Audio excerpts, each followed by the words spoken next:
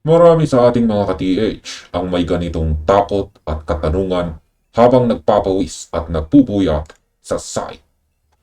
Kapag ba nakatuklas kayo ng deposito ni Yamashita, kailangan ba nating bigyan ang barangay o ang mayor?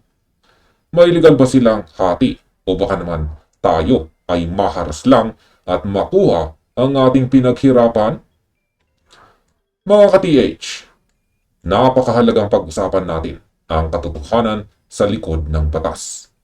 Marami na kasi sa mga kasamahan natin ang natatakot maghukay o natatakot magsalita dahil baka raw biglang pumasok ang mga lokal na opisyal at angkinin ang kayamanan ni Yamashita na nakabaon sa kanilang lugar. Ang iba naman, bago pa man simulan ang paggiba sa mga marka ng mga sundalong Hapon, ay hinarang na agad ng mga tauhan ng munisipyo. Kaya alamin natin ngayon kung may legal nga bang karapatan ang lokal na pamahalaan sa inyong pinaghirapan. Diretsuhin na natin ang ating usapan mga ka-TH. Ang barangay at mayor's office ay walang legal na kapangyarihan para mag-issue ng treasure hunting permit. Kung may pumunta sa inyong site at nagsabing, "Akin na ang permit ninyo galing sa munisipyo," kailangan ninyong malaman na walang ganoong uri ng dokumento na legal na binibigay ang isang mayor.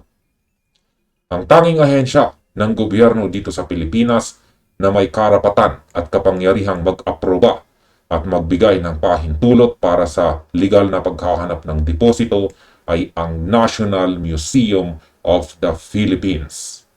Sila lamang at wala nang iba. Ano ngayon ang papel ng LGU o ng inyong lokal na pamahalaan? Ang papel lamang ng mayor ng mga barangay tanod at ng kapitan ay panatilihin ang kapayapaan at kaayusan o ang tinatawag nating peace and order sa inyong nasasakupan. Hindi sila ang approving body ng inyong operasyon. Ibig sabihin, hindi nila pwedeng ipatigil ang inyong paghuhukay ng dahil lamang sa wala kayong permit mula sa kanila. Lalo na kung kompleto ang inyong mga papeles mula sa National Museum. Ang trabaho nila ay siguraduhin walang gulo sa lugar, hindi ang makialam sa mismong pagkuha ng kayamanan ni Yamashita. Ngayon ay pag-usapan naman natin ang pinaka-importanting tanong. Sino ba talaga ang may tunay na share o hati kapag lumabas na ang inaasam nating deposito? Base sa umiiral na batas dito sa ating bansa, ang standard na formula ng hatian kapag ikaw ay may legal na permit mula sa National Museum ay nakahati sa gobyerno at sa permit holder o land owner. Karaniwan, ang gobyerno ay may nakalaang porsyento, halimbawa 30%, at ang natitirang bahagi tulad ng 70% ay mapupunta sa permit holder at sa may-ari ng lupa. Depende sa naging kasunduan ninyo bago magsimula ang paghuhukay. Ngunit, narito ang malaking paalala para sa lahat.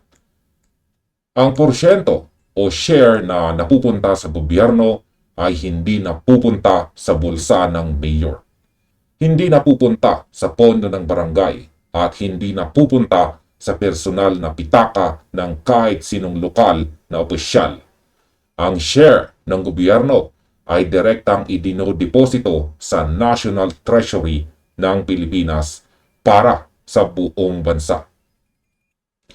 Kaya kung may isang opisyal na nagsabi sa inyo na may automatic na 10% ang barangay dito dahil nasasakupan nila ito, malinaw na wala itong basihan sa batas. Walang nakasulat sa anumang legal na dokumento na ang lokal na komunidad o ang opisyal nito ay may automatic na porsyento sa makukuhang kayamanan ni Yamashita. Bilang isang treasure hunter na naglalakad sa site gamit lamang ang talas ng mata sa mga marka ng mga sundalong Hapon at simpleng kaalaman sa pagbasa ng lupa, kailangan mong maging matalas din sa mga red flags. Kapag may isang opisyal, maging kapitan man ito, konsihal o tauhan ng mayor, ang lumapit sa inyo at humingi ng tinatawag na advance permit o pampadulas o nanghihingi na agad ng porsyento habang kayo ay nagbubulungkal pa lamang, ituring ninyo ito na isang malaking red flag. Ito ay malinaw na pangingikil o harassment. May mga pagkakataon din na kailangan nating makipag-coordinate sa lokal na mga pulis or militar para sa ating sariling seguridad. Lalo na kung ang inyong site ay nasa mga liblib na lugar o may mga nagbabantang masasamang elemento. Ang pakikipag-ugnayan sa kanila para sa proteksyon ay tama at nararapat, ngunit tandaan natin, ang paghingi ng tulong sa seguridad ay hindi nangangahulugan ng automatic na hatian sa ginto o deposito. Sila ay mga alagad ng batas na tungkuling magbantay, hindi mga kasosyo sa paghahati ng kayamanan ni Yamashita. Bago ninyo hawakan ang inyong mga pala, piko, at bago ninyo simulang hukayin ang mga markang iniwan ng mga sundalong Hapon, lalo na kung ito ay nasa loob ng isang private property, may isang bagay kayong dapat gawin. Yan ay ang paggawa ng malinaw na MOA o MOA o Memorandum of Agreement. Ang MOA ay isang kasunduan na dapat pirmahan ng lahat ng panig.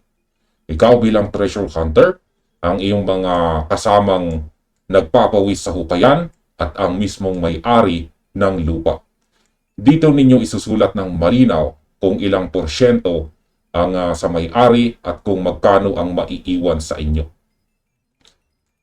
Bakit ito mahalaga sa usapin ng LGU? Dahil sa loob ng MOA na ito, maaari ninyong isama ang probisyon kung paano ninyo i-handle ang mga usisero, mga chismoso sa kapitbahay o ang mga biglaang local interventions mula sa mga opisyal. Kapag may legal kayong hawak na kasunduan sa may-ari ng lupa, mas madali ninyong mapuprotektahan ang inyong operasyon laban sa mga taong gustong makisawsaw o manggulo sa inyong site. At sa kabuuan, mga ka-TH, ang lagi kong ipinapaalala sa inyo ay maging legal tayo para hindi tayo maligal. Ang tunay na proteksyon ninyo sa site, bukod sa pag-iingat sa mga gumuguhong lupa, ay ang inyong malalim na kaalaman sa batas. Huwag kayong papayag na matakot o maharas ng kung sino-sinong opisyal dahil lamang sa kakulangan ng impormasyon.